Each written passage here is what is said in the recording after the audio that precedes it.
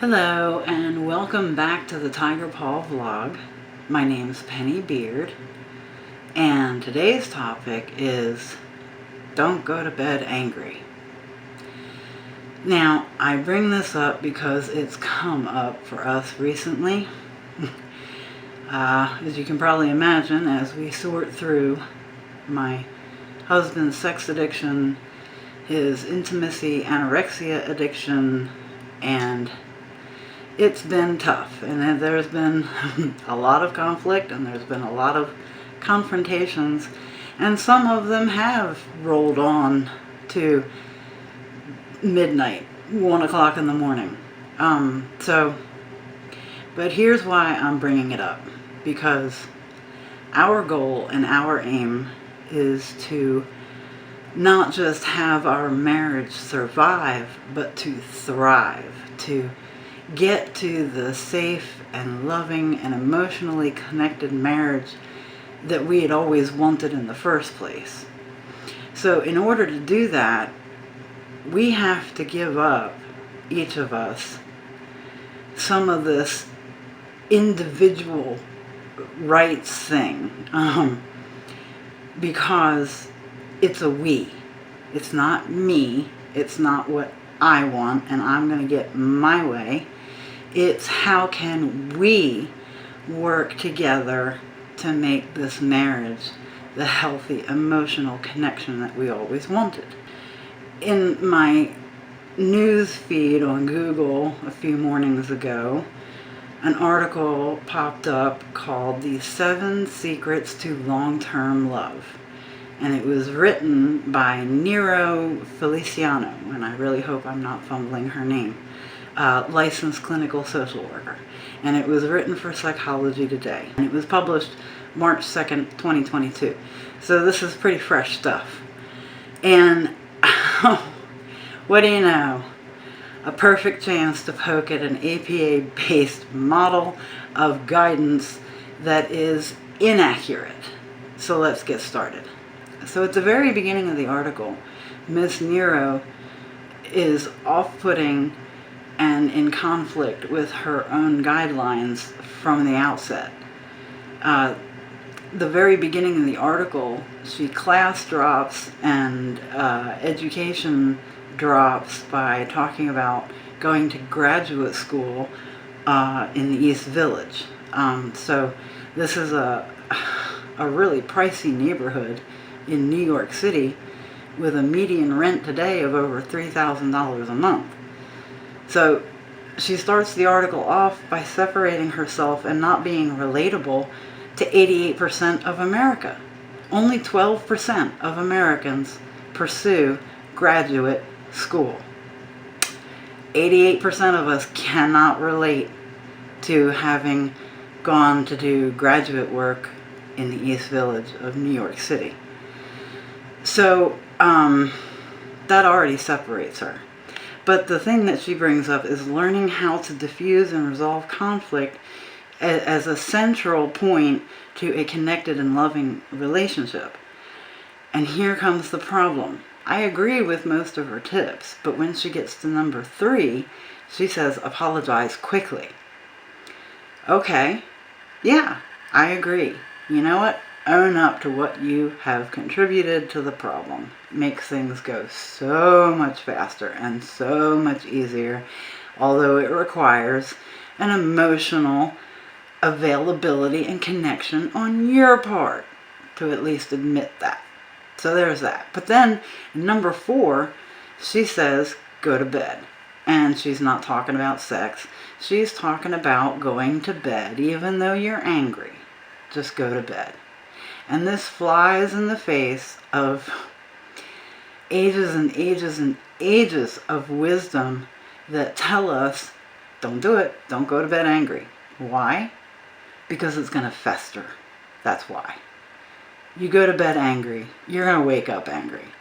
Because you're basically telling your body to ignore the distress signals it feels by being angry. You're overruling that. You're just shutting it down so you can go get to sleep. And there's that me thing again. I'm tired. as she says, because I'm tired. You're putting your needs in front of your spouse's. And yes, spouses. I say partner because I'll make room for long-term relationship partners. But I'm going to put this little asterisk right here that, and I'm talking to you, Goldie Hawn and Kurt Russell, long-term commitments still leaves a back door. It says, okay, I'm going to stay with you, but I reserve the right to leave you if something better comes along. That's what long-term relationships mean without marriage. If you found the one and you click, get married. Dig in. Dig in for a commitment of love and enrichment because you've got your partner that you can tell the truth to by your side. It's as simple as that. You just got a long-term commitment. How are you ever going to reveal your real self to somebody who's got a back door just like you do? You're not. So anyway, the old age advice is don't go to bed angry. And I'm in agreement. And it's because it gives you the opportunity to say the hardest words there are to say, which is, I was wrong. And then, I'm sorry I was wrong.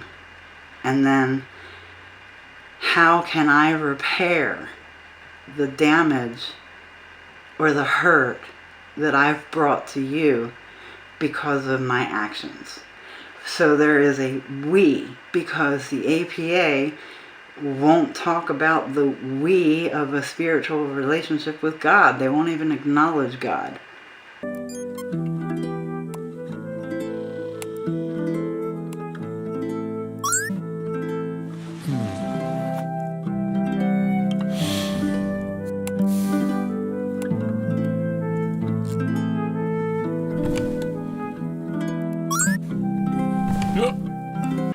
Okay, there's plenty of things out there that can't be measured. There's parts of the planet that humans still haven't set foot on. There's all kinds of stuff we still don't understand, but that doesn't mean that none of it doesn't exist. So that's a whole nother vlog entry, how I believe spirituality figures into everybody's life, but we won't go there right now. Right now we're talking about don't go to bed angry. And this article on 7 secrets, why are they secrets? Shouldn't everybody know definitively up front how to maintain and care for their marriage or their long-term relationship? Isn't the goal to grow old together? Or you just want to reserve the right to change individualistically so much so that at middle age or maybe even a little later you reserve the right to go out the back door because you found something better? Well, what if it happens to you? What if your partner, because they reserve the right to go out the back door, they found something better than you? And it happens all the time because we don't have a focus secularly on marriages that work. Marriages that work for a lifetime. It all starts with healthy marriages.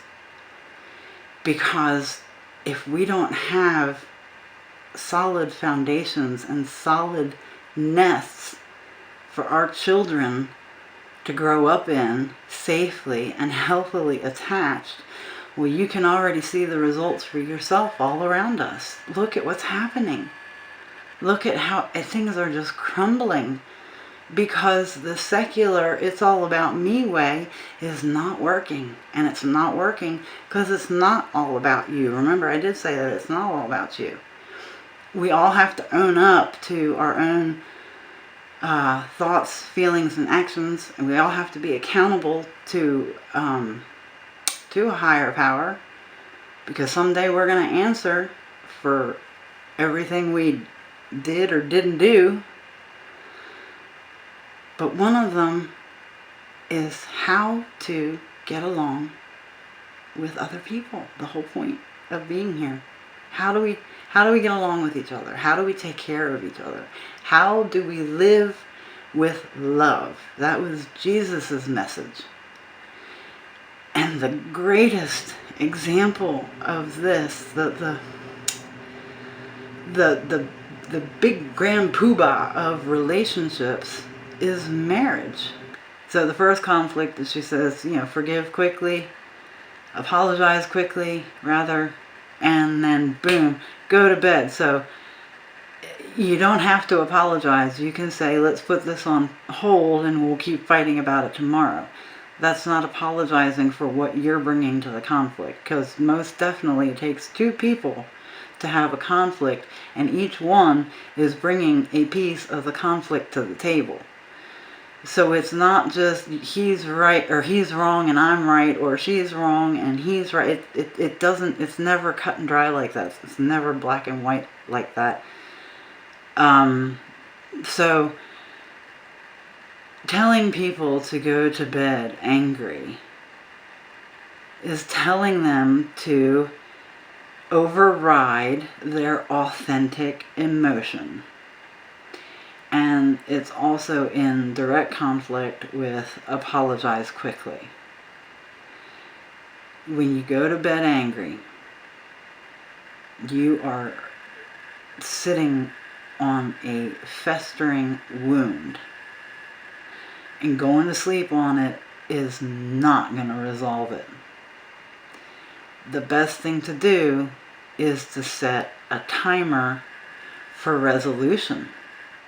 Get the kitchen timer, get your phone, just find a timer, and y'all agree on the time, how long it's going to take, and then you actually do the work. Because if you just continue exchanging the same barbs you had been the whole evening, then of course it's not going to go anywhere. So the solution is to start with you statements. When you said this, I felt threatened, or I felt vulnerable, or I felt hurt. So, and then the other person can repeat back to you what you just said to clarify that they heard you correctly. Hopefully, I know when I hear that what I did hurt somebody else, it gives me pause. I stop and I think, oh, I did that. What I did hurt somebody. It hurt his feelings. And then I'm accountable for my actions and my contributions. And then when I am accountable for my actions and my contributions, it softens him. And then he is reciprocal. Oh, well, I can see why my actions made you feel that way. Or how you got to that response because I acted this way. And so with the volley of ownership of behavior and words and actions, we can begin to use compassion, which is what ultimately resolves anger.